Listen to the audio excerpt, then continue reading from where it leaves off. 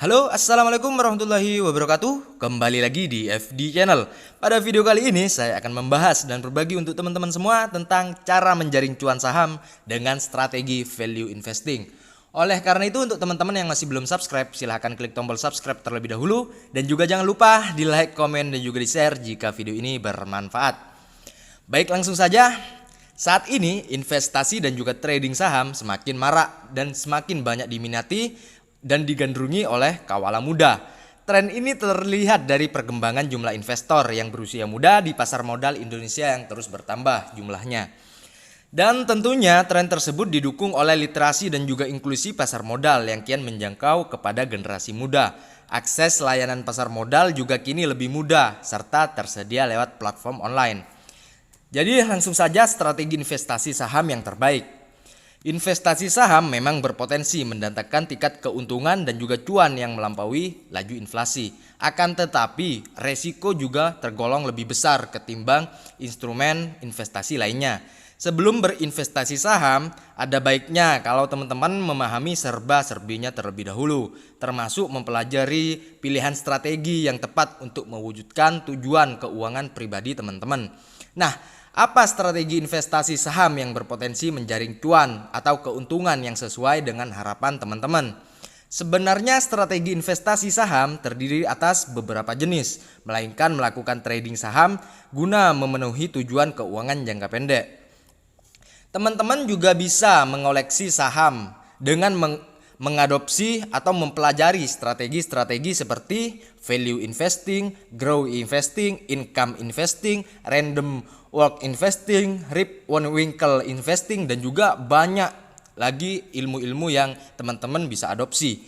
Strategi investasi saham yang lumayan populer adalah value investing. Pada dasarnya value investing berfokus pada memburu value stock atau saham yang bervaluasi murah jika dibandingkan dengan nilai intrinsik atau nilai bukunya. Bagi penganut value investing, pergerakan harga pasar dari saham buruannya tidak mencerminkan kondisi fundamental perusahaan dalam jangka panjang. Strategi ini juga diperkenalkan oleh seorang investor legendaris yaitu Benjamin Graham pada 1934. Dengan value yang masih rendah atau juga di bawah nilai wajarnya, atau bisa disebut dengan saham yang undervalue. Harga suatu saham diyakini meleset dalam jangka panjang. Dua karya yang ditulis Benjamin Graham yaitu Security Analysis dan juga The Intelligent Investor menjadi buku wajib bagi penganut value investing. Sebelum kedua buku tersebut dirilis, analisa saham masih dilakukan dengan investing dan beragam perkiraan acak-acakan. Maka value investing bisa dibilang turut merumuskan industri pasar modal di seluruh dunia yang kita kenal saat ini. Jadi strategi value investing ini cocok bagi teman-teman yang ingin menjadikan saham sebagai instrumen investasi jangka panjang atau memenuhi tujuan keuangan di 5 tahun yang akan datang. Selain itu, value investing juga dapat menjadi pilihan investor yang tidak memiliki cukup waktu dan mematuhi kondisi pasar dari hari ke hari layaknya seorang trader. Itu sebabnya strategi value investing bisa dijalankan secara lebih leluasa oleh para investor, mulai dari pemula hingga yang senior. Jadi langsung saja, jurus menjaring cuan saham ala strategi value investing. Praktisi saham dan juga direktur Afrik Investama menjelaskan dalam buku Value Investing ada 3 elemen penting dalam strategi value investing. Pertama, temukan saham yang undervalue atau lebih murah dari harga wajarnya. Yang kedua, carilah saham dari emiten dengan kinerja keuangan yang bagus dan konsisten. Dan yang ketiga, pastikan saham itu berasal dari emiten yang didukung oleh manajemen kredibel dan menerapkan tata kelola perusahaan yang baik atau bisa disebut good corporate dan government. 3 hal tersebut dapat menjadi prinsip penting ketika menjalankan value investing. Lantas bagaimana langkah konkret yang bisa teman-teman terapkan bila ingin mengadopsi jurus value investing ini? Jadi simak terus penjelasan ini sampai selesai agar teman-teman mudah memahami dan juga terserap dengan baik ilmunya yang saya berikan kepada teman-teman. Baik, langsung saja yang pertama adalah screening emiten dengan reputasi terbaik. Teman-teman bisa mencermati daftar saham yang memiliki kredibilitas teruji, telah beroperasi dengan waktu yang cukup lama, serta menerapkan tata kelola perusahaan yang baik. Biasanya perusahaan dengan rekam jejak yang baik memiliki fundamental keuangan yang positif.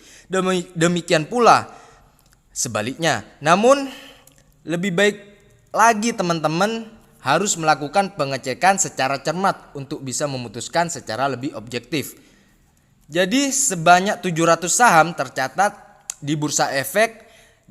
Dari jumlah itu teman-teman dapat melakukan screening dan mencermati emiten mana yang sesuai dengan beberapa kriteria di atas. Jadi teman-teman harus rajin-rajin melihat data saham dan emiten di website BEI. Teman-teman bisa pula melihat pemberitaan tentang berbagai emiten di media massa yang kredibel tentunya.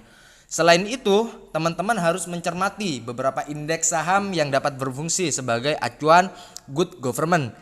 Misalnya indeks saham sustainable atau responsible invest atau bisa disebut SRI Kehati. Indeks ini diterbitkan oleh Yayasan Kehati pada 2009 bekerja sama dengan Bursa Efek Indonesia. Sejumlah emiten juga tercantum dalam indeks SRI Kehati ini wajib memenuhi persyaratan ketat tentang aspek berlanjutnya usaha, terutama prinsip-prinsip lingkungan, sosial dan juga tata kelola. Jadi sebanyak 25 saham menjadi konstituen indeks SRI, termasuk Astra, Telkom dan juga Unilever, terus Kalbe dan juga yang lainnya. Banyak di situ teman-teman bisa melakukan screening dan juga pemilihan saham-saham yang menurut teman-teman itu adalah saham yang terbaik. Dan yang selanjutnya adalah temukan saham yang undervalue. Prinsip utama value investing sebetulnya sederhana. Teman-teman harus menemukan barang berharga, dalam hal ini saham, yang ditawarkan dengan harga diskon atau berada di bawah harga wajarnya. Untuk mengetahui apakah sebuah saham undervalue atau tidak, teman-teman bisa menggunakan analisis cermat terhadap laporan keuangan, laporan tahunan dan juga dokumen-dokumen yang resmi. Misal, teman-teman bisa mempelajari laporan keuangan perusahaan yang rutin dipublikasikan di website BEI atau juga situs resmi perusahaan yang bersangkutan. Jadi di sini ada beberapa indikator yang dapat teman-teman gunakan untuk menilai sebuah saham yang undervalue atau tidak. Yang pertama adalah PBV. Apa PBV? Yaitu rasio harga saham saat ini terhadap nilai buku per lembar saham. PBV yang rendah kerap kali dianggap sebagai tolak ukur harga saham murah atau undervalue. Yang kedua adalah PER atau price to earning ratio. Cara menghitung PER adalah harga pasar saham dibagikan dengan laba per saham. Saham dianggap murah kalau PER-nya tergolong rendah. Dan yang ketiga adalah ROE atau return on equity. Rasio ini juga diperoleh dari berbagai laba bersih dengan total ekuitas. Penganut value investing biasanya mengincar saham-saham yang ROE-nya tinggi. Pasalnya ROE mengukur efektivitas manajemen dari sebuah perusahaan. Ketika menggunakan ketiga indikator di atas, teman-teman harus disarankan untuk membandingkannya dengan emiten yang sejenisnya atau juga rata-rata industri. Jadi kalau teman-teman ingin membandingkan emiten pertambangan, maka teman-teman harus juga mencari bergerak di sektor yang serupa supaya lebih komprehensif dan juga bisa melihat histori emiten yang menjadi incaran teman-teman. Coba cermati ketiga indikator tersebut pada tahun-tahun sebelumnya. Contohnya teman-teman bisa membandingkan seperti sektor batubara, PTBA dan juga Adaro. Itu teman-teman bisa membandingkan dengan saham itu, BNI dan juga BRI. Teman-teman bisa membandingkan di sektor yang sama. Jadi jangan membandingkan PTBA dengan Bank BRI, itu tidak logis karena berbeda sektor. Ya, jadi selain indikator-indikator tersebut, teman-teman juga harus rajin-rajin mempelajari kondisi fundamental emiten, terutama profitabilitas dan juga pertumbuhan EPS. kondisi utang dan juga lainnya. Yang harus diingat, value investing menuntut investor untuk berlatih kesabaran dalam mencari saham perusahaan yang bagus serta menunggu waktu yang tepat untuk membelinya. Seperti kata Warren Buffett, salah satu penganut value investing yang sukses adalah kunci sukses dari value investing adalah mencari saham perusahaan istimewa yang undervalue, bukan semata-mata harga bagus. Jadi teman-teman bisa mencantumkan saham-saham yang memenuhi beberapa kinerja atau kriteria teman-teman di saham dalam sebuah well sheet teman-teman saja. Dari sini teman-teman bisa menyortir lagi daftarnya dengan kriteria yang selanjutnya. Yang ketiga adalah pertimbangkan juga faktor kualitatifnya. Selain melihat valuasi dari rasio keuangan yang relevan, dalam value investing teman-teman juga harus melihat faktor-faktor kualitatif lainnya seperti kekuatan brand atau merek dagang, posisi kepemimpinan perusahaan di pasar industri, serta tingkat likuiditas sahamnya.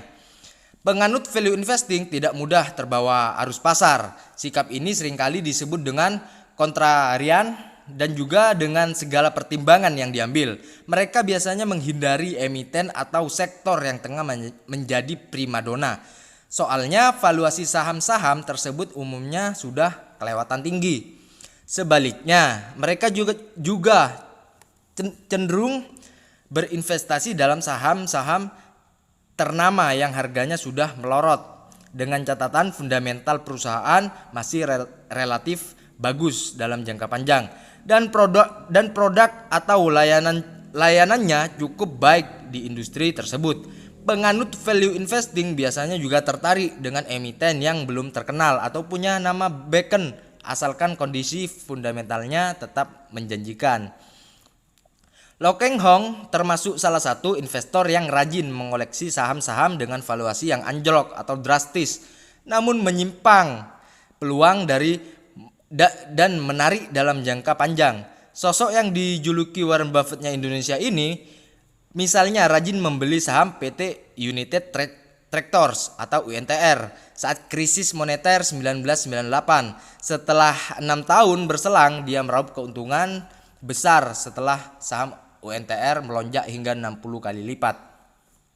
Jadi yang selanjutnya adalah yang keempat, investasi sesuai tujuan keuangan. Strategi value investing disebut-sebut sebagai strategi investasi saham yang paling santai. Teman-teman memang dituntut menyisihkan waktu dan energi khusus untuk menganalisa saham sebelum memutuskan investasi di saham yang tepat. Namun begitu juga teman-teman harus sudah memiliki daftar saham yang layak dijadikan investasi. Selanjutnya teman-teman bisa lebih leluasa dalam menjalankan investasi saham. Jadi teman-teman tinggal membeli saham yang sesuai kriteria teman-teman dan juga secara rutin selama sesuai dengan rencana keuangan teman-teman. Jadi jangan lupa juga teman-teman rutin memantau pergerakan harga saham guna melihat apakah target return atau keuntungan teman-teman sudah sampai di dalam target tersebut. Jadi itulah yang harus dianut dan juga dipikirkan oleh teman-teman. Ya mungkin itu teman-teman yang dapat saya sampaikan untuk kali ini. Dan itulah strategi yang mudah atau strategi value investing yang dapat teman-teman terapkan agar bisa menjaring cuan yang sesuai harapan, tetap semangat berinvestasi, tetap haus akan ilmu, terus belajar di dalam investasi. Ya mungkin itu yang saya hanya bisa bagi untuk kali ini. Kurang lebihnya saya mohon maaf. Jika ada penjelasan yang kurang dimengerti, teman-teman bisa langsung lanjut komen. Insya Allah nanti saya akan diskusi di dalam komen dan juga akan menjawab jika ada pertanyaan-pertanyaan yang teman-teman tidak mengerti. Ya sekian dari saya, kurang lebihnya saya mohon maaf. Wassalamualaikum warahmatullahi wabarakatuh.